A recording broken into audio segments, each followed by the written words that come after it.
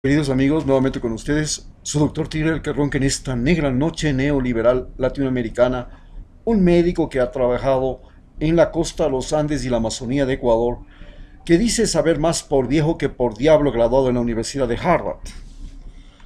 Hoy les hablaré acerca de lo que está produciendo el informe de la Comisión Interamericana de Derechos Humanos, publicado el 15 de enero del 2020, y que dice lo siguiente. Las recomendaciones de la Comisión Interamericana de Derechos Humanos son los siguientes. Voy a leerlas. Primero, respetar y garantizar el derecho a la protesta, a la libertad de expresión, a la reunión pacífica y a la participación política. Segundo, establecer un plan de atención y reparación integral de las víctimas de las protestas. Piden la reparación integral de las víctimas de la protesta. Recordemos que hubieron 10 muertos, 1.300 heridos, algunos perdieron los ojos y muchos apresados. Se siguen presos y hay una persecución política descarada, acusándoles a todo el mundo de haber quemado la Contraloría, acusándoles a todo el mundo de intentar la insubordinación, delito contra la soberanía nacional y la integridad del país.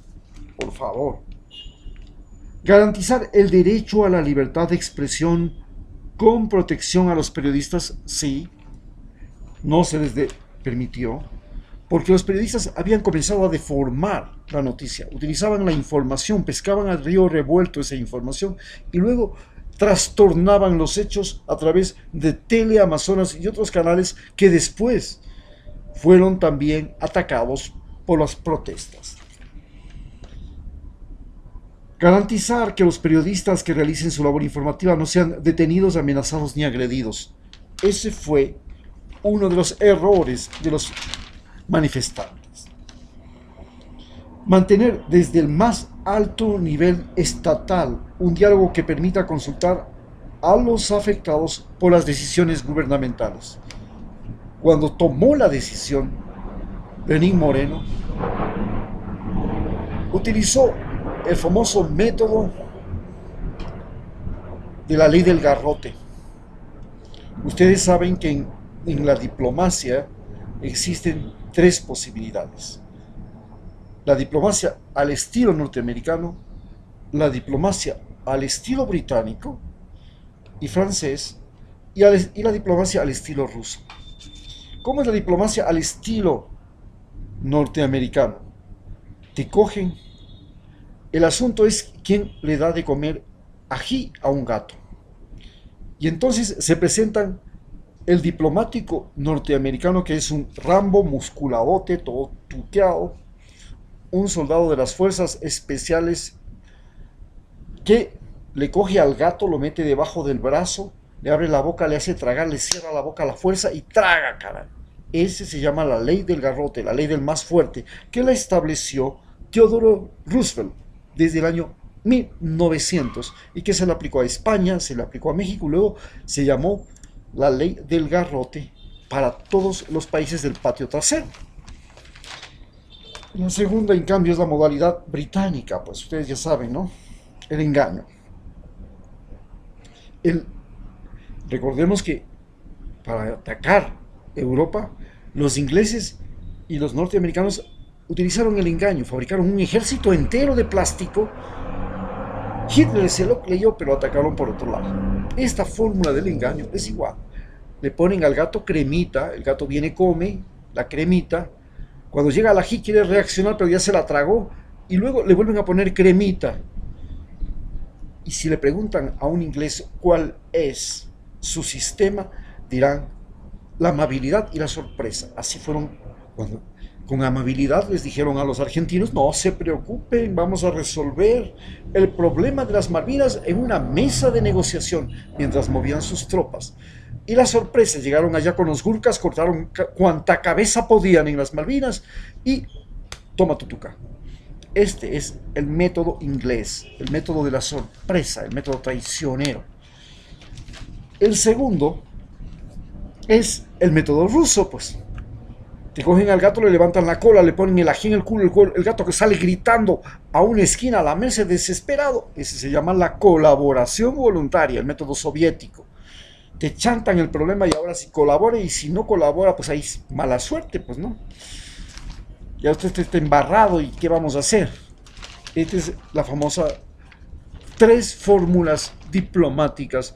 Y justamente Lenín Moreno había aplicado la ley del más fuerte, creyendo que él era el más tuco, porque tenía al ejército norteamericano parado en Galápagos, parado en Manta, porque tenía a las Fuerzas Armadas subordinadas al Pentágono y obedientes, porque tenía a todo la policía manejada por la DEA y todos ellos con órdenes expresas de dar palo, como lo da Donald Trump, si es que algo le pasaba al presi. Pero ese presi se queda ahí. Esa fue la medida. Y efectivamente, la sexta es fortalecer medidas para investigar y sancionar a los responsables de la violencia. Esto es lo que le ha pegado en el mismo corazón, porque esto señala claramente el informe que hay responsables de la violencia. Todos lo sabemos. Lenín Moreno, la ministra María Paula Romo y el ministro de Defensa Osvaldo Jarrín. Los 3 son inmediatamente los culpables de esto. No son los policías, no son las personas. Ellos cumplían órdenes y las órdenes vinieron desde ahí. Recordemos la bravuconada. A mí no me hace cambiar nadie la idea. Este decreto se lo aplica y se lo aplica porque estamos con 10.000 millones de dólares que queremos repartirnos entre los panas, amigos y bandoleros que nos hemos tomado este gobierno, y tenemos que coger esa plata del Fondo Monetario Internacional y de otras agencias y tenemos que repartirnosla. Esta voracidad por coger esa plata es la que les hizo perder la cabeza a Lenín Moreno, a Osvaldo Jarrín y a María Paula Romo. Entonces, el problema es el sexto, señalémoslo aquí, es la sexta cosa, fortalecer medidas para investigar y sancionar a los responsables de esta violencia. Y luego, diseñar instituciones que promuevan la deliberación pública. Claro. Había que crear un sistema de ¿cuál era la institución que existía para eso? El Consejo de Participación Ciudadana y Control Social. Era la institución que se creó para eso. El Consejo de Participación Ciudadana. Era ahí donde tenían que reunirse todos para dialogar. Y el Consejo de Participación Ciudadana era la que tenía que permitir la participación, pero él se la tomó con Luis Macas, con Lucho Hernández, con el Trujillo y otros. Se la tomaron y luego la utilizaron para cogerse todos los poderes del Estado y prácticamente convertirle al Lenín Moreno en dictador, un dictador especial que nosotros le vamos a denominar traidor, porque además de dictador era un traidor. Y luego, adoptar las medidas para garantizar el derecho de los niños, niñas, adolescentes, mujeres y adultos mayores a participación en las manifestaciones sociales. Claro, dieron palo a las mujeres, dieron palo a los niños. Se sabía que eran indefensos, se sabían que no estaban armados, se sabían que eran vulnerables, pero no se respetó eso. Mantener el llamado a la paz y al diálogo a fin de evitar estigmatizaciones. Los correístas, los infiltrados, esos son los malos. Y se comenzó a hacer un discurso para estigmatizar a los correístas.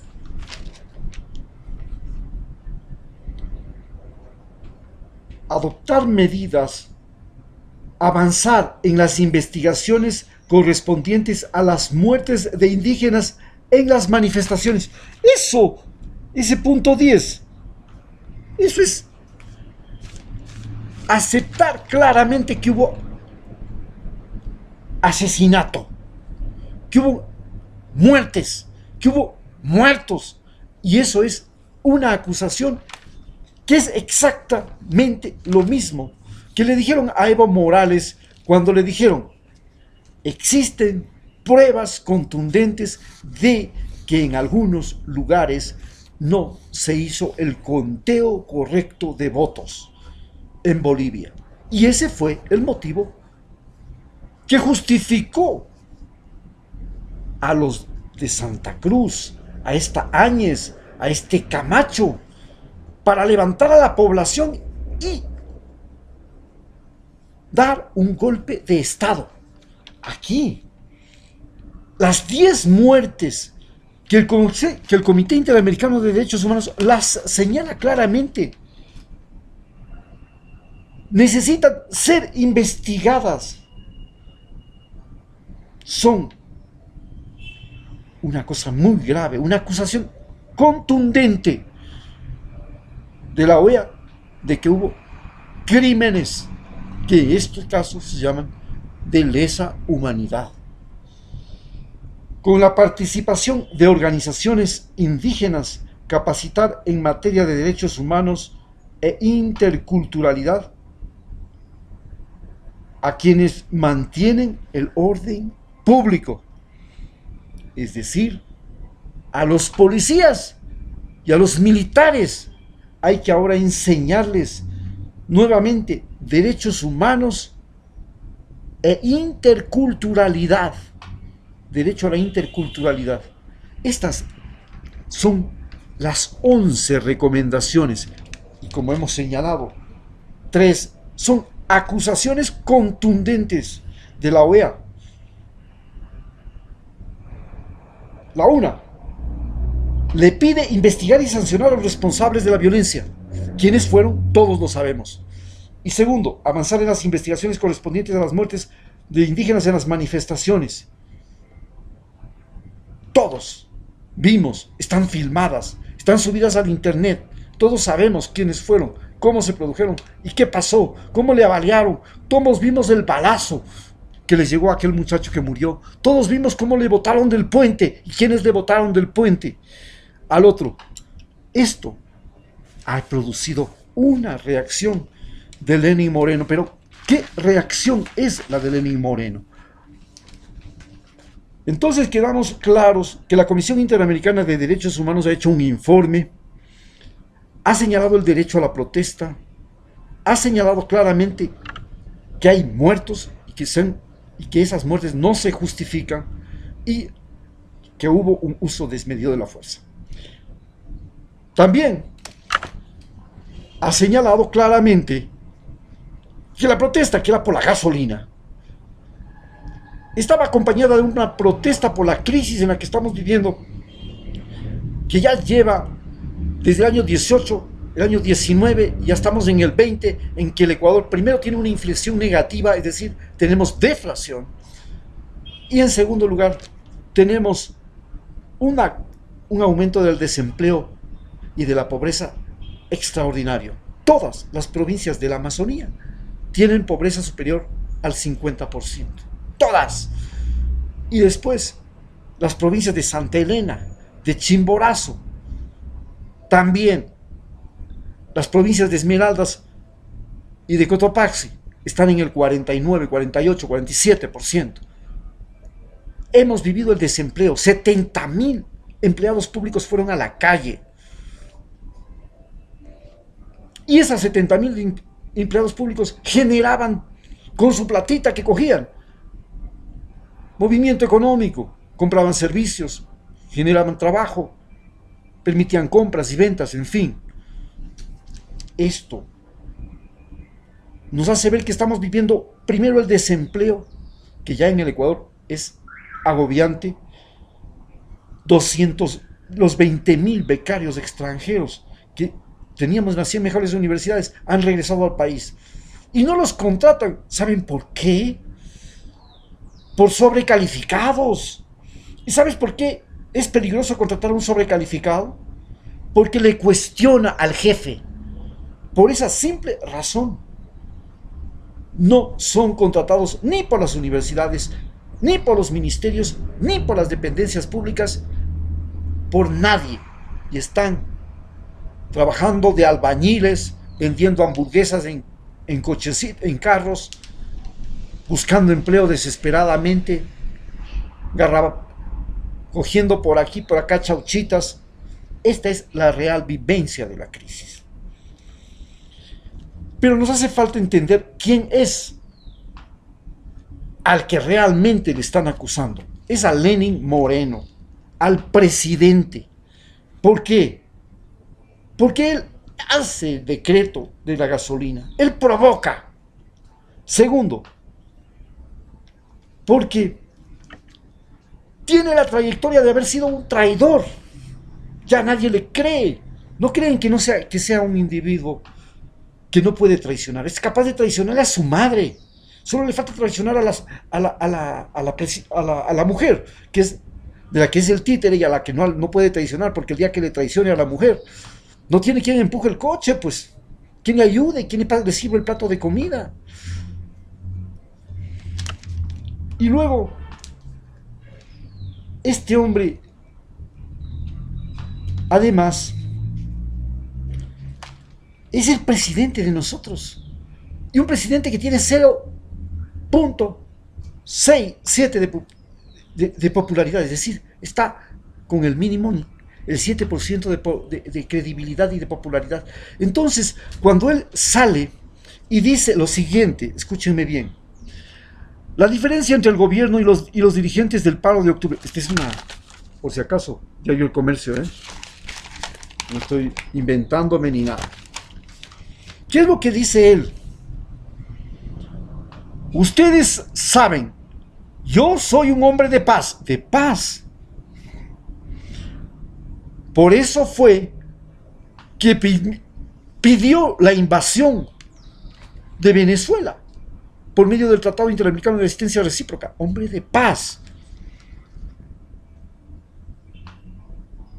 Con pocas cosas se me descomponen, como por ejemplo que RT pase las noticias y que Telesur pase noticias. Esta es una de ellas. Ecuador ha recibido con indignación la amenaza de quienes tentaron en contra de la seguridad de los ecuatorianos y en contra de la democracia al demandar al gobierno por un supuesto uso excesivo de la fuerza en octubre. ¿Qué Ecuador, señor? Usted no es Ecuador. Usted es un presidente con problemas de movilidad, con problemas de credibilidad y con problemas de honestidad. Señaló. Con esas palabras inició su intervención y citó la afectación a la producción, cortes de agua, saqueos, agresión, retención de personal de la fuerza pública durante las protestas en contra de la eliminación del subsidio de los combustibles y entre el 3 y el 13 de octubre pasados. Parece que quienes olvidamos los hechos de esos días en los que la violencia fue uno de los protagonistas principales, dijo. Añadió que con violencia extrema se intentó derrocar al gobierno. También que en las manifestaciones se vio un ataque terrorista organizado. ¡Ah, pucha, terrorista! Era con bombas nucleares. Era como el ataque de Saddam Hussein. Ante ello, señaló, la policía actuó con material disuasivo.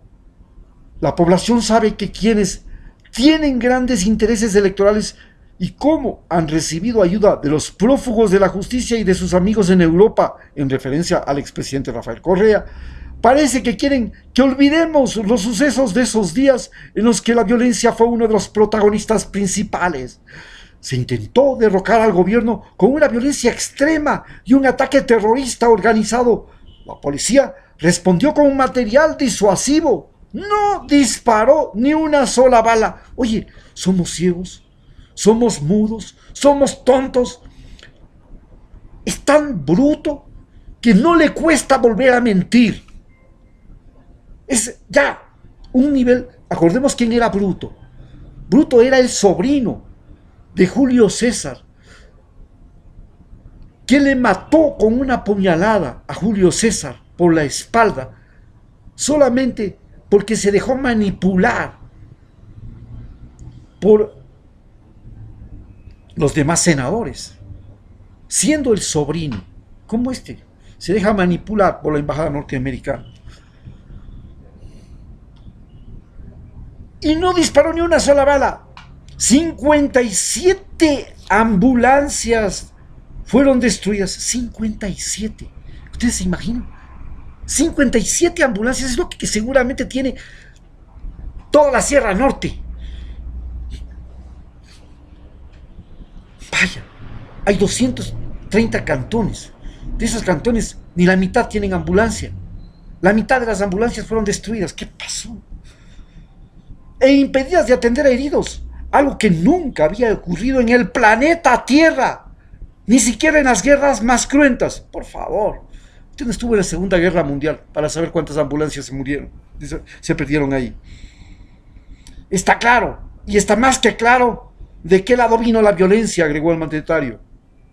El martes pasado, la Comisión Interamericana de Derechos Humanos emitió un informe y tras el estudio de la información que recibió en su visita entre el 28 y el 30 de octubre del 2019, emitió 11 recomendaciones y concluyó que, con base a la información obtenida, se podía contrastar un uso excesivo de la fuerza por parte de las fuerzas de seguridad en la contención de estas protestas. Ante esas conclusiones, la Confederación de Nacionalidades Indígenas del Ecuador, CONAIE, confirmó su intención de demandar internacionalmente al gobierno por lo que considera un uso desproporcionado de la fuerza. Jaime Vargas, presidente de esa organización, señaló en el informe de que la Comisión de Derechos Humanos le daba la razón. Ahí está. ¿Y qué ha hecho entonces el gobierno desde ese día? Pues apurado y desesperado, ha corrido a visitar cada una de las comunidades del país y están peleándose de palmo a palmo los lugares en los que se visita para tratar de convencer a los indígenas de que él es el bueno y que el Jaime Vargas y el Leo Isa son los malos. Esta es finalmente el análisis que tenemos para hoy. Y no se olviden, por lo mismo, por ese informe de la OEA, en las elecciones de Bolivia, se cayó el presidente Evo Morales. Hoy, un informe similar que señala claramente la culpabilidad del gobierno debería ser el motivo para la destitución de este presidente. Porque todavía tenemos tiempo, hasta el 24 de mayo, para votarlo. Desde el 24 de mayo, eso ya no es posible. Un año antes de del próximo ascenso presidente, ya no es posible. Aunque yo estoy dudando, porque ya las elecciones próximas van a ser en enero, y prácticamente este último año, de enero a enero, ya no le podemos tocar. Es intocable. Muchas gracias.